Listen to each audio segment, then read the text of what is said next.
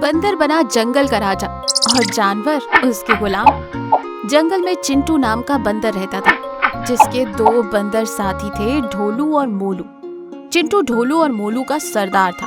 तीनों जंगल में इतनी उधम मचाते थे कि सारे जानवर इनसे काफी परेशान रहते थे। वो तीनों कभी जानवरों का खाना चुरा लेते थे तो कभी जानवरों के बीच झगड़ा लगा देते थे। एक दिन तीनों जंगल में घूम रहे थे कि तभी उनकी नजर हिरन पर पड़ती है। अरे ओ छोटी पूंछ वाली, कहाँ जा रही हो? ये सुनकर हिरन को बहुत गुस्सा आता है। अरे चिंटू, तेरा दिमाग तो सही है ना? तेरी इतनी हिम्मत कि तूने मुझे छोटी पूंछ वाली कहा। तुम तो नाराज हो गई। अरे ये तो लोमड़ी ने कहा, मैंने तो वही कहा जो उसने कहा। क्यों? लोमड़ी ने ऐसा कहा? और क्या कह रही थी वो चुड़ैल मेरे बारे में? अब तुम मुझसे ना ही पूछो तो अच्छा होगा। वो तुम्हारे बारे में काफी कुछ कह रही थी। कह रही थी कि तुम छोटी पूंछ वाली हो, बदसूरत हो और ना जाने क्या क्या। उस लोमड़ी की ये मजाल, उसने मेरे बारे में इतना सब कुछ कहा।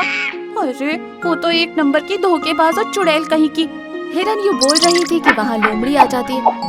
ये देखो, चुड़ैल का नाम लिया और चुड़ैल हाजिर हो गई। अरे ओ हिरन, तेरी ऐसी हिम्मत कि मुझे चुड़ैल कह रही है?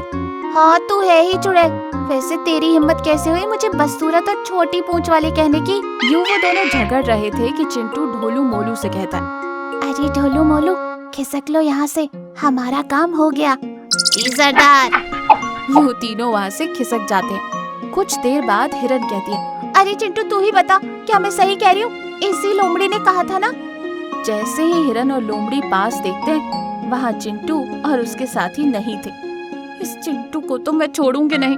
अरे ओ पागल हिरन, चिंटू ने हम दोनों को बेवकूफ बनाया है। अब चलते हैं यहाँ से। यूँ वो दोनों वहाँ से चले जाते। इधर चिंटू और उसके साथी जंगल में घूम रहे थे कि तभी उनकी नजर जंगल के राजा शेर पर पड़ती है, जो एक पेड़ के नीचे सो रहा था। सरदार, देखो तो सही, महाराज के क्या ठाट बाट है। अगर आप इस जंगल के राजा होते तो ये सारे ठाट बाट आपके होते। अरे नालायक, अब मैं किसी राजा से कम थोड़े ही हूँ। बोल चिंटू महाराज की जय हो। यूँ वो बातें कर रहे थे कि वहीं दूसरी ओर से शेर जिस पेड़ के नीचे सो रहा था, उस पेड़ से नारियल गिर के शेर के सर पर पड़ता है। ओए माँ, मर गया। चिंटू और उसके साथी भागते हुए शेर के पास जाते। अरे मैं कौन हूँ? ये क्या यहाँ क्या कर रहा हो? और तुम तीनों कौन हो? सर पर नारियल गिरने की वजह से शेर की याददाश्त खो चुकी थी। क्या सच में तुम्हें कुछ याद नहीं? नहीं, बताओ मैं कौन हूँ और तुम तीनों कौन हो? मैं इस जंगल का राजा हूँ और तुम मेरे मंत्री। मैंने तुम्हें फल लाने को कहा था और तुम यहाँ आराम कर रहे हो। क्या आप मेरे राजा हो? महाराज, मुझे माफ कर दीजिए, मुझसे गलती हो गई।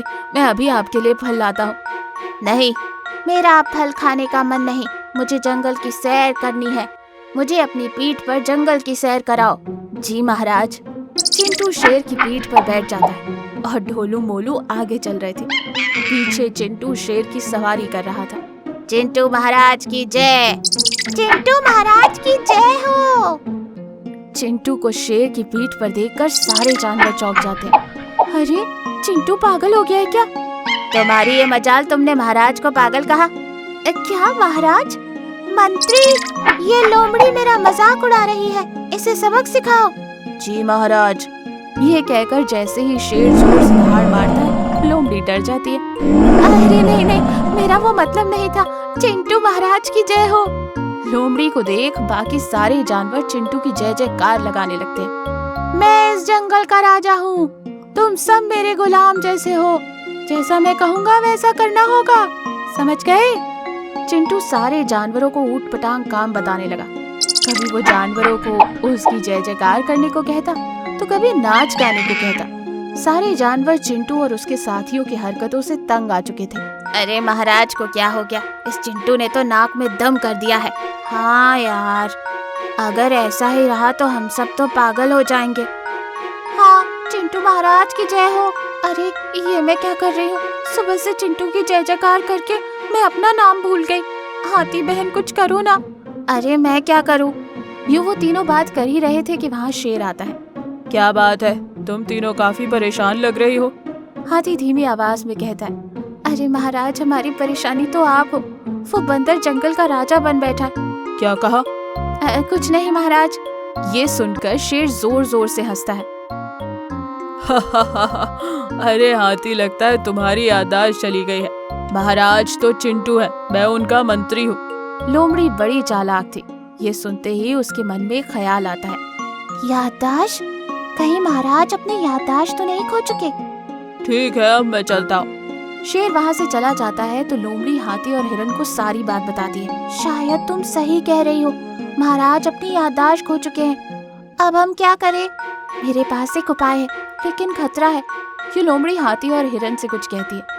अगले दिन चुपके से एक मोटा सा डंडा लेकर वो सोते हुए शेर के सिर पर मार देती है और वहाँ से भाग जाती है। अरे बाप रे, मर गया रे। हाथी, लोमड़ी और हिरन अनजान बनकर शेर के सामने आते हैं। महाराज क्या हुआ? ऐसा लगा किसी ने मेरे सर पर जोर से डंडा मार दिया। महाराज आप ठीक तो है ना? हाँ, मैं ठीक हूँ। वैसे तुम तीनों यहाँ क्या कर रहे हो? कुछ नहीं महाराज, बस यहाँ से गुजर रहे थे तो सोचा आपसे मिलते चले। यूँ वो बातें कर रहे थे कि इधर चिंटू अपने दोनों साथियों के साथ इन सारी बातों से अनजान वहाँ आता है और शेर को देखकर कहता है, अरे ओ मंत्री, तुम यहाँ क्या कर रहे हो? जाओ जाकर मेरे लिए फल लेकर आओ।